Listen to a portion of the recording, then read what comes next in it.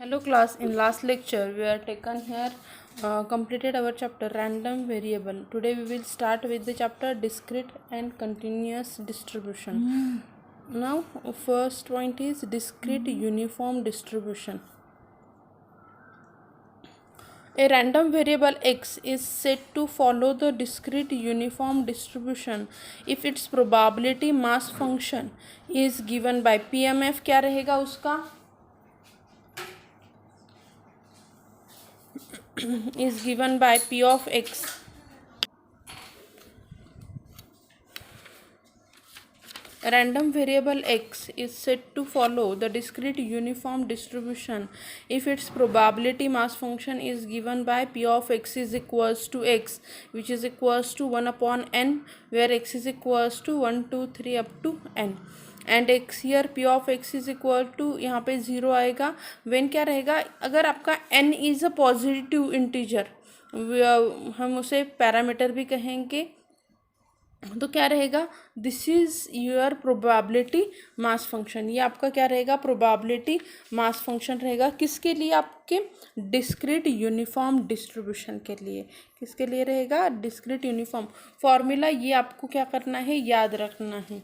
Okay, for exam के लिए जब आपको ऑब्जेक्टिव क्वेश्चंस रहेंगे, you have to hear by heart all this formula. Next है आपका यहाँ पे mean of discrete random uniform distribution.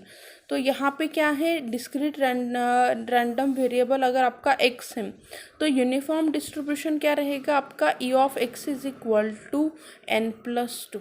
ये आपको क्या रखना है, याद रखना है. Variance of discrete uniform distribution. Variance क्या रहेगा, देखो डिस्क्रीट डिस्ट्रीब्यूशन अलग चीज़ है एंड आपका डिस्क्रीट यूनिफॉर्म डिस्ट्रीब्यूशन ये अलग है. तो उसके फॉर्मूलाज भी देखो, यहाँ पे ई ऑफ एक्स क्या रहेगा, n plus one by two and E of x square is equals to summation. ये फॉर्मूले पूछे जा सकते हैं कि E of x square is equals to summation i runs from one to n x square p i. Okay, ये रहेगा आपका ई ऑफ एक्स स्क्वायर रहेगा.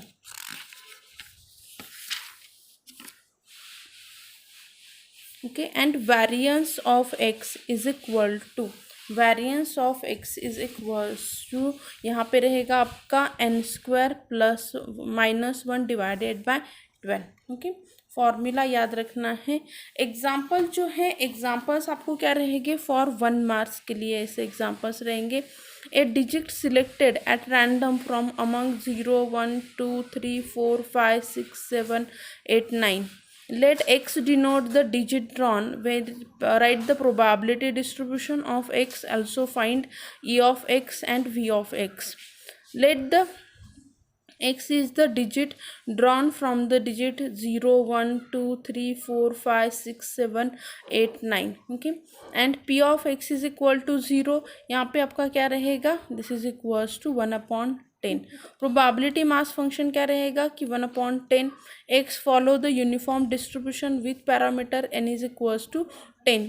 ई of x is equal to n plus, यहाँ पे इसका रहेगा 5.5 एंड वेरिएंस रहेगा इसका क्या आएगा आपका.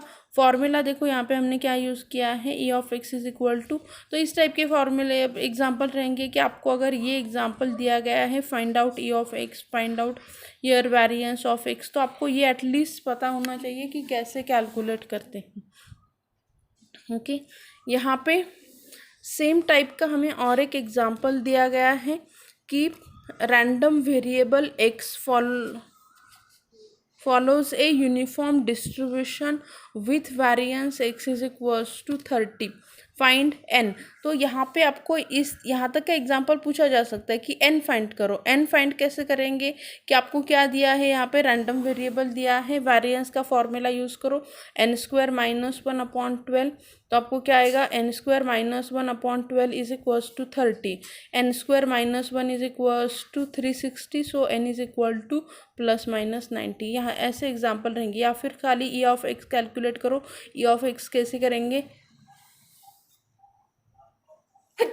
Sorry, E of x is equal to n plus one divided by 2. Formula में वैल्यू सब्स्टिट्यूट करो, आपको क्या मिल जाएगा, ई ऑफ एक्स मिल जाएगा. अभी हमने देखा डिस्क्रीट यूनिफॉर्म डिस्ट्रीब्यूशन, अभी है यहाँ पे बर्नौलीज डिस्ट्रीब्यूशन। बर्नौलीज डिस्ट्रीब्यूशन का फॉर्मूला क्या है, p of x is equal to p raise to x 1 minus p raise to 1 minus x for x is equal to 0,1, otherwise 0 है। फॉर्मूला आपको जो ये जो फॉर्मूला है 1 मार्क्स के लिए क्या हो सकता है, पूछा जा सकता है। ओके, नेक्स्ट यहाँ पे mean and variance of Bernoulli's distribution. तो मीन क्या आता है आपके बर्नौलीज डिस्ट्रीब्यूशन का, E of x is equal to आता है p, and E of x square क्या आता है यहाँ पे बर्नौलीज का, पी आता है। So what is the variance for Bernoulli's here distribution is what, P Q रहता है। ओके, फॉर्मूले याद रखना है, ये इस टाइप के फॉर्मूला जो है वो क्या हो जाते हैं, आपको फिलिंग द ब्लैंक्स के लिए पूछे जाते हैं। ओके, नाउ अब बाइनोमियल डिस्ट्रीब्यूशन में क्या है, बाइनोमियल डिस्ट्रीब्यूशन का फॉर्मूला जो है वो आपका रहता है, बाइनोमियल डिस्ट्रीब्यूशन का ये देखो कि n C x p raise to x q raise to n minus x for x runs from 0 to n, जहाँ पे आपका 0 less than p less than 1 रहता है। Okay, so for binomial distribution random variable we observe p of x is greater than 0 for all x is greater than 0.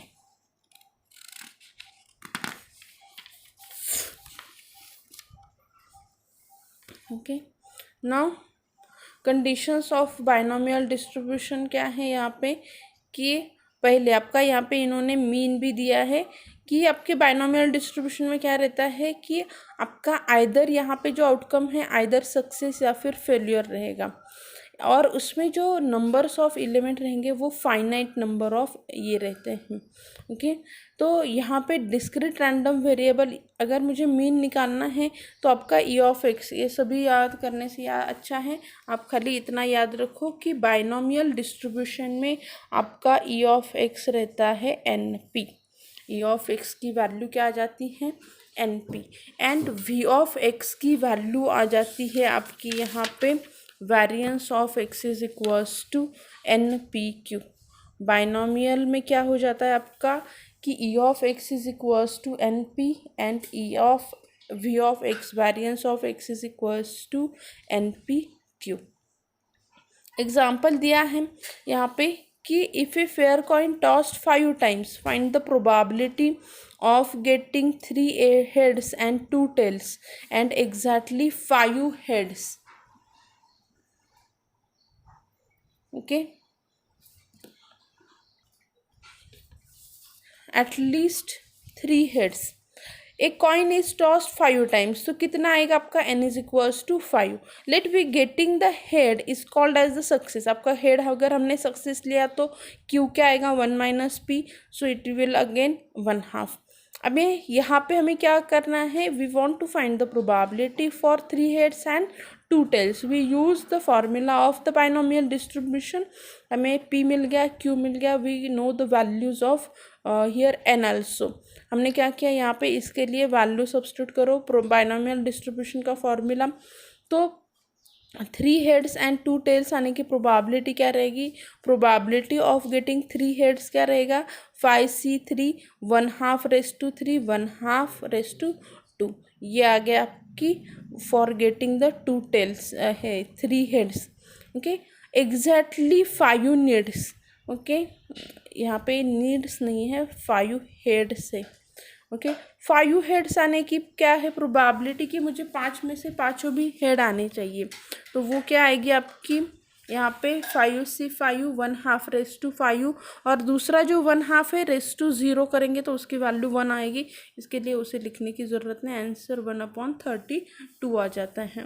Next at least मतलब क्या है कि 3 से, मतलब मैं क्या करूँगी प्रोबेबिलिटी उसकी 0 ये 3 भी आ सकती है, 4 भी आ सकती है या फिर 5। तो एटलीस्ट 3 हेड, कम छोटा कितना होना चाहिए 3, 3 से बड़ा कितना भी हो सकता है आपका 4 भी हो सकता है 5 भी हो सकता है। तो इन सब की प्रोबेबिलिटी क्या करो, ऐड करो। Probability at x is equal to 3 find out करो, probability at x is equal to 4 find out करो, probability of x is equal to 5 find out करो और सबकी एडिशन करो। यहाँ पे हमने ऑलरेडी एग्जैक्टली एट 5 पे और एट 3 पे कैलकुलेट की थी, किस पे नहीं की है, probability at x is equal to 4 पे नहीं कैलकुलेट की थी, उसे आप कैलकुलेट करके यहाँ पे ऐड कर सकते हैं। तो इस तरह से हम बाइनोमियल डिस्ट्रीब्यूशन के एग्जांपल्स भी सॉल्व कर सकते हैं। आपको याद रखना है, अगर आपको पूछे गए एग्जांपल तो उसमें आपको एक्सपेक्टेड वैल्यू पूछी जा सकती है या फिर वैल्यू ऑफ वेरिएंस पूछा जा सकता है। Okay, thank you.